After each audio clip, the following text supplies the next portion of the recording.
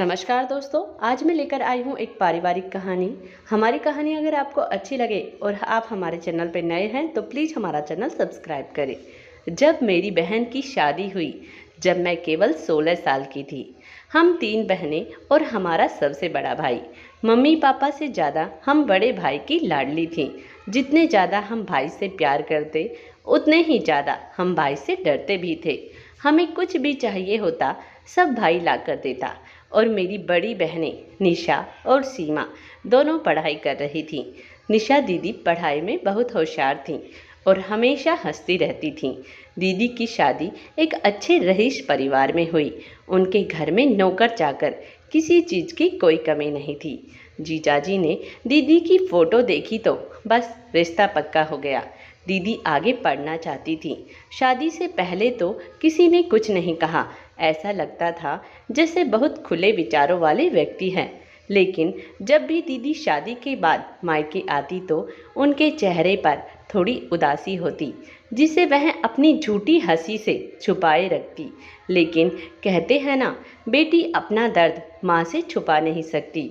माँ को धीरे धीरे सब समझ में आ गया, लेकिन मुझे ऐसा कुछ समझ नहीं आया।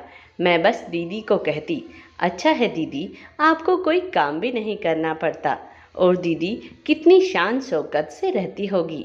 क्या हुआ अगर आगे की पढ़ाई छुड़वा दी? दीदी की वैसे भी कोई कमी तो है नहीं घर में। लेकिन असलियत का ज्ञान मुझे तब हुआ जब मेरा 12वीं के बाद पीएमटी का एग्ज़ाम था और वह दीदी के शहर के पास ही था। तो मैं कुछ दिन पहले ही दीदी के घर चली गई। मैंने सोचा दीदी के साथ रहूँगी और थोड़े मज़े करूँगी, दीदी से खूब बातें करूँगी। लेकिन वहाँ जाकर पता चला कि दीदी इतनी उदास क्यों रहती है। जीजाजी इतने कठोर स्वभाव के हैं कि दीदी को ना ही किसी अपनी सास के पास तक नहीं बैठने देते, ना ही अपनी जेठानी से उन्हें ज़्यादा बात करना पसंद नहीं है। दीदी हमेशा जीजाजी के आगे पीछे रहती। तब भी जीजाजी कभी प्यार से नहीं बोलते। दीदी बहुत परेशान है। मैंने एक बार दीदी को कह ही दिया, दीदी आप अगर अपनी पसंद से शादी करते तो शायद खुश तो होते। भाभी के परिवार में जो लड़का था, आप उसे और वो आपको बहुत पसंद करता था, पर वो इतने अमीर नहीं थे। लेकिन वहाँ आप खुश रहते। दीदी ने मेरे मुंह पे हाथ रख दिया और कहा, चुप कर, यहाँ दीवारों के भी कान होते हैं। तेरे जीजाजी मुझे किसी नौकर तक नहीं बात करने देते। और ऐसी बातें सुन ली तो निशा दीदी की आंखों में आंसू थे और चेहरे पर डर। दीदी ने कहा, तू भी कभी ऐसा काम नहीं करना। अपने मम्मी पापा और भैया की इज्जत के बारे में सोचना। मेरी किस्मत में ही शायद यही था। तब तो मैं घर आ गई। मैं अपनी पढ़ाई के लिए शहर चली गई और उधर सीमा दीदी के लिए भी रिश्ते आने शुरू हो गए। सीमा दीदी की शादी भी एक अच्छे परिवार में की। सास ससुर जीजाजी सभी का स्वभाव बहुत अच्छा था। लेकिन दीदी ने जब जुड़वा 2 बेटियों को जन्म दिया तो बस फिर तो सास के तानों की कोई कमी नहीं थी। कभी कहती कि मैं तो मेरे बेटे की दूसरी शादी करूंगी, चली जा यहाँ से। फिर दीदी पर फिर से बच्चा करने के लिए दबाव दिए गए और दीदी दूसरी बार प्रेग्नेंट हुई तो शुरू हुए गर्भपात के सिलसिले। सासू माँ बार बार बच्चा करने के लिए दबाव बनाती और लड़की पता होने पर गर्भपात करवा देती। दीदी जब 5वीं बार गर्भवती थी तब एनीमिया हो गया और जैसे ही बच्चे का जन्म हुआ, वहाँ दीदी बस अपने बेटे को देख भी ना सकी और भगवान को प्यारी हो गई। घर वालों ने मुझ पर जीजाजी से शादी के लिए दबाव बनाया तो मैंने जीजाजी से शादी के लिए साफ मना कर दिया। मैंने तो जिंदगी भर शादी ना करने का फैसला ले लिया था। मैं डॉक्टर की पढ़ाई के लिए इलाहाबाद आ गई। घर से काफ़ी दूर थी। माँ ही मेरी ज़रूरत अनुसार थोड़े पैसे भिजवाती और वहाँ मेरी मुलाकात नवीन से हुई। वह भी मेरे साथ ही पढ़ाई कर रहा था। बहुत ही सुलझा हुआ इंसान था। पता ही नहीं चला कि कब मैं उसके प्यार में उलझ गई।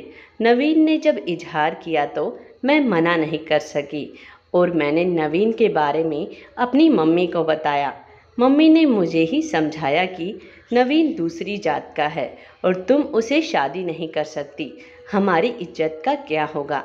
लेकिन जब मैंने मम्मी को दोनों बहनों के बारे में याद दिलाया तो मम्मी की आंखों में आंसू आ गए और मम्मी ने कहा, तुम्हारा जो फैसला होगा मैं खुश हूँ, लेकिन तुम्हारे भाई और पापा से नहीं लड़ सकती। अगर तुम घर आ गई तो तुम्हारा भाई तुम्हें यहाँ से जाने नहीं देगा और ज़बरदस्ती तुम्हारी शादी करा देंगे। तुम वहीं शादी कर लो, फिर यहाँ आना। लेकिन मैंने एक बार फ़ोन कर भैया से इस बारे में बात की तो भाई ने साफ मना कर दिया। कहा कि तुम्हारी हिम्मत कैसे हुई ऐसे बात करने की, तुम्हारी शादी हम चाहेंगे वहाँ होगी। फिर मैंने और नवीन ने भैया के इलाहाबाद आने से पहले ही शादी कर ली। हम दोनों आशीर्वाद लेने घर भी गए, लेकिन भाई ने मुझे हमेशा के लिए रिश्ता तोड़ लिया और माँ जो मुझसे मिलना चाहती थी वो भी भाई के डर से कुछ न कह सकी। मैं नवीन के साथ अपनी दुनिया बसाने निकल आई थी नए शहर में। मेरी और नवीन की अलग अलग हॉस्पिटल में ड्यूटी थी। हम दोनों मिलकर खाना बनाते और फिर छत पर बैठकर मज़े से बातें करते। नवीन का परिवार भी काफ़ी अच्छा था। मुझे वहाँ मान सम्मान के साथ प्यार भी मिल रहा था। मायके की याद भी आती, लेकिन भैया के डर से सब भूल जाती। जिंदगी के पन्ने पलटते देर ना लगी और समय पंख लगाकर उड़ गया और आज मेरी शादी 15 साल हो चुके हैं। 2 बच्चे हैं मेरे, नीति और विनय। दोनों बहुत ही समझदार है और मायके की याद तो आज भी आती है। मैंने उनका दिल दुखाया था, लेकिन आज अचानक से किसी का पत्र आया घर पे कि मेरी बेटी की शादी है और तुम्हें ज़रूर आना है। ये मेरे नंबर है, फ़ोन ज़रूर करना। तुम्हारा शुभाकांक्षी भाई। मैं सोच में पड़ गई। रात में नवीन को पत्र दिखाया और कॉल लगाई तो मैं हेलो सुनते ही भाई की आवाज़ पहचान गई और मेरी चुप्पी से भाई समझ गया ये तो हमारी छुटकी है। भाई ने मुझसे माफ़ी मांगी तो मैं रोने लगी और कहा, आप बड़े हों, बड़े आशीर्वाद देते हैं, गलती तो मेरी थी। आज भाई ने बताया कि मुझे मेरी गलती का एहसास हो गया है। मैंने बहन के लिए तो घर के दरवाजे बंद कर दिए थे और मम्मी पापा भी मेरे फैसले पे कुछ ना बोल सके। मम्मी पापा को देखा मैंने, वो तुमसे मिलने के लिए कितना तड़पते हैं। आज मेरी बेटी ने अपनी पसंद से शादी करने का फैसला लिया तो एक पिता होने के नाते मैं उसके आगे झुक गया। आज मैं समझ में आया मुझे मम्मी पापा शायद मुझे बुढ़ापे का सहारा मानकर मेरे खिलाफ नहीं जा सके। मुझे माफ़ कर दे छुटकी और शादी में ज़रूर आना। मेरे लिए ना सही, मम्मी पापा के लिए ज़रूर आना। छुटकी और बड़े भाई दोनों की आंखों में आंसुओं का सैलाब बह रहा था। दोस्तों, यह कहानी आपको कैसी लगी कमेंट्स बॉक्स में अपने विचार ज़रूर दें और आप हमारे चैनल पर नए हो तो प्लीज़ हमारा चैनल सब्सक्राइब करें। धन्यवाद।